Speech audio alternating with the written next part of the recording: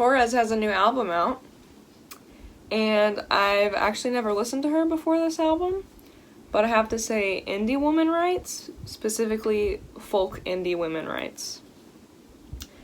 Any kind of female folk vocals, I'm gonna immediately love it. Or just, you know, not fully folk, but folk inspired.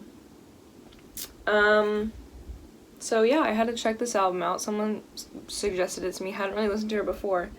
I was like, okay, sure, let's give it a listen. Right off the bat with Good Scare, I was sold. I felt like I had to make this video because I feel like a lot of people aren't talking about it. Also, as I was researching, I found out that she got dropped from her label because she wasn't, like, making enough money for them. And I'm like, isn't it your job to, like, you know, spread someone's music around? I don't know. Anyways. The indie scene is so saturated because, like, what is indie anyways? And I don't know, I feel like there's so many female indie artists out there that kind of get blindsided. I feel like there are a few that everyone's like, yes, I love them. And I'm not going to name them because, like, I still like them. But they're kind of mediocre. I feel like indie folk in general has been pretty mediocre lately. And I feel bad saying that. But it's like there's been a lot of praise for stuff that I think is just kind of like, it's alright. But it's like, it's the best we've got so far. So we're like, okay, this is going to be really good. Because this is all we got. But I did not feel that way at all about this album. Like, I absolutely loved it. I don't know if I'm just, like, in a mood where this is, like, exactly what I needed to hear or what, but I don't know. I feel like this is what, like, indie folk needed. And I don't even like calling it, like, indie folk. Because it's very different. It's very, like, nuanced. I don't know. I think I said it sounds like surrealist folk, if that is a thing. But right off the bat, the first two songs are probably my favorite, Good Scare and Last Forest. They're just really good. Like, her vocals are amazing, the instrumentation is amazing, there's a lot of, like, rock kind of stuff going on. But again, I don't want to just be like, it's indie, it's rock, it's folk, because it's kind of all over the place. Someone on Rate Your Music said it was like lesbian cottagecore, and I liked that a lot. I thought that was funny. But yeah, I feel like this album is getting ignored. I feel like it deserves better. Because it's honestly one of the best indie folk albums I've heard in a while. I don't know, maybe that's just me again. Maybe I'm in a good mood. But it's upsetting because, like, again, all these artists are kind of, like, all over the place, but they all get lumped in indie, and it's like, oh, indie woman, another indie girl album, like, whatever. But it's like, they're all kind of different, they're all kind of doing their own thing, and, like, you know, this is one that I feel like was really different, really doing its own thing.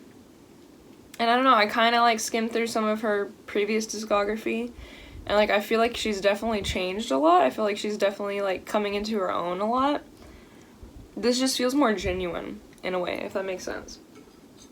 It feels like, you know, again, I don't really know her, I haven't really listened to her much before, so I can't really speak on that. But this album feels very genuine, and like she was like, this is what I want to make, and I'm making it, and it comes across, and makes it enjoyable.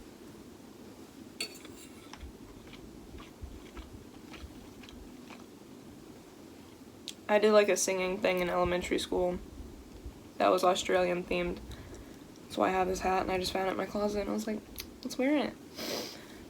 But, yeah, I think I also said she sounds like St. Vincent and Vashti Bunyan, and I'm, like, really biased, because I love both of them, so I was like, yes, this is perfect. But the whole album is really good. Like, each song kind of stands on its own, and I'm like, a big thing I always say is that, like, I like a song, or I like an album if it sounds like it could be a movie soundtrack, and I feel like this one could. Like, there were a lot of songs I was just, like, seeing myself, like, driving in a car with my hair in the wind. Like, it was just, I don't know, really good. Each song holds its own. Towards the end, it gets kind of slow, like the last 3 songs before the last 2. But I still liked them a lot, so it's like, I don't want to be like, oh, they're not good. They just, like the first 2 blew me away, and I was like, oh my god, this is a really good album. I'm gonna be listening to this a lot.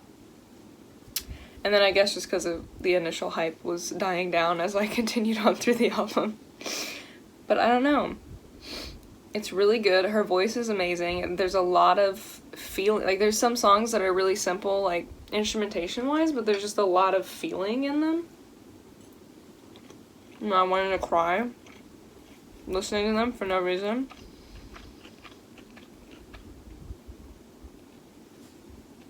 So I don't know. That's all I really gotta say. The last song, Silver Tongues, which the album is named after, is really good. I liked it a lot. I think it wrapped up the album well, and I get why she named the album after that song.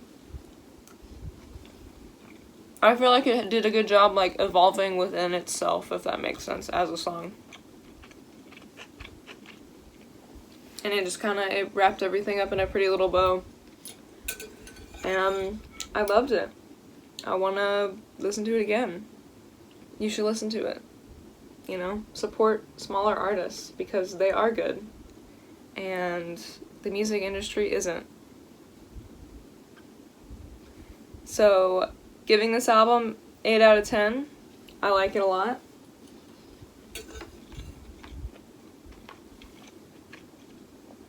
I talked a lot and didn't eat very much, but that's okay. It's good fried rice. Matches my whole look I have going on. 8 out of 10. Silver Tongues, TORRES, listen to it. Subscribe to Aaron Eats. 'Cause why wouldn't you? And that's it. Bye.